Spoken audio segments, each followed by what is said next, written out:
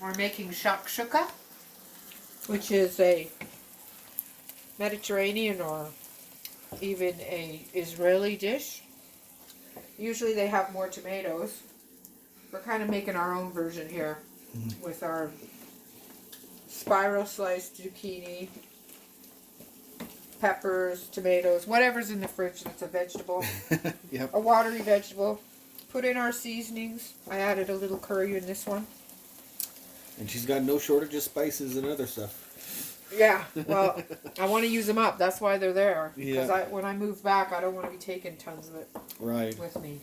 I've become an expert in making Greek salad dressing. Because I had so many bottles of vinegar and oil. And yeah, I'm using it up. I've gotten rid of a couple bottles already. It's looking good.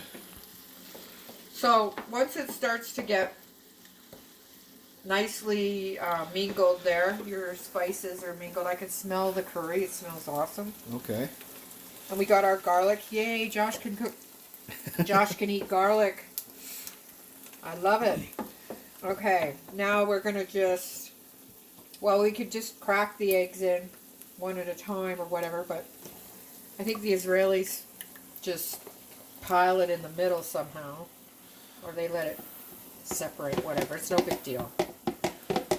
Since one's broken, maybe we'll break the other two. Probably, eh? If the one wasn't broken, we could leave the other two and they would be kind of sunny side up steamed or whatever. Oh, yeah?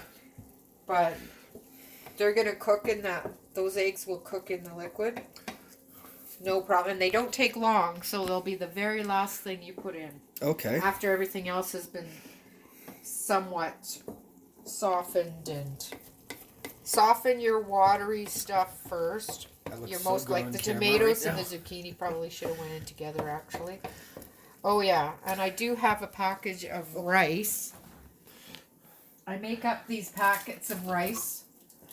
They're in snack bags and I And that's flatten brown them. rice, right? Yeah, well it's a wild rice mix or whatever. It's Okay. frozen, so it's gonna have to thaw out in there. But I'll make those up. Okay. And throw them in whatever dish I'm doing, and then you've got your carbs. And usually I only use half of a snack bag for me. Right. But since Josh is here, we're going to have It's dinner for two today. dinner for two. And, whoops. We'll just thaw that in there quickly. Actually, do you want me to put that on top of the stove so it doesn't get knocked into? Okay.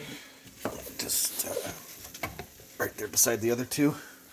Yeah, or I could have just thawed out that in the microwave and we could have put this on top of it. Maybe that would have been a better idea. Yeah, but the microwave would have made it... I don't know. It might have altered it a bit, but... Well, not that it alters it, but I think it does something to the moisture. There's not... You know what I mean? Well, there's plenty of moisture in there. Yeah. It's coming apart easily enough, though. Yeah. For something that just came out of the freezer. And the egg really nicely sets it up, too. Yeah. It gives it more structure.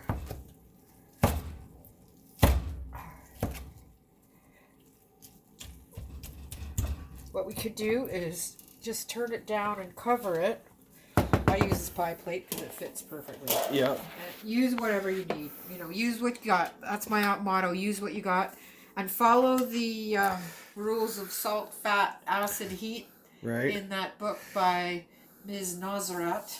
I think she's a miss, I don't know. But it's in the library and it's a textbook that I've read. It's taken me 2 years to read the first two parts. I'll take it out again next year. Or this summer, and read the last part.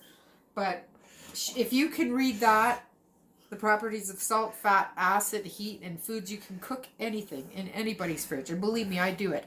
As a caregiver, you have to think on your feet. You got to use what's in their fridge, and you know the ones that are like. She makes the best clean the fridge out stew I've ever had. How anybody can do that. It's how you prepare it too, and. When you know what flavors go with what, if you know you need a little bit of acid, you can use lime, you can use,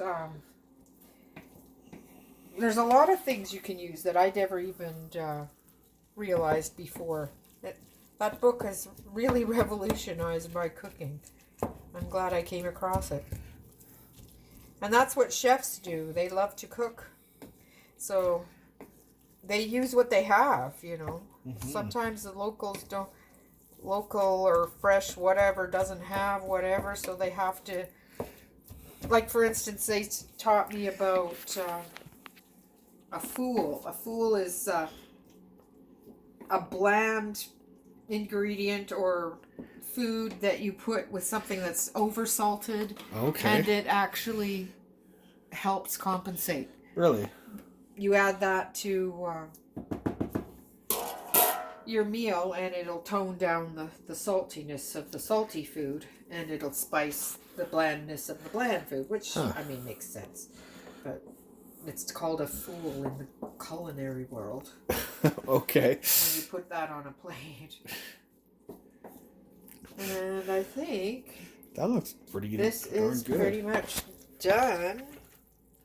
You got everything there. You don't really need anything else. I even have a little bit of bacon we can throw on top. Oh, that'd be awesome. Here, let's see. My bacon bits. My cheat sheet bacon. Are those bacon bits or bacon chunks? Bacon crumbles. Oh, crumbles. Okay. Okay, that's it. So there. You got eggs and bacon, so it's your hash there. Yeah. With zucchini. Your heavenly healthy hash with a little bit of bacon.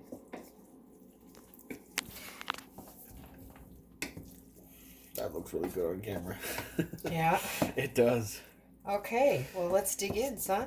All right. And here's what it looks like at the end. You know what we could have put in there? What's that? Mushrooms. That would have been awesome. I was thinking how this would have been perfect with like mushrooms or even with some fish. Mushrooms would have been awesome. Yeah. All right. Well, that's everything. Any last thing to say? Nope. Okay. Bye, guys.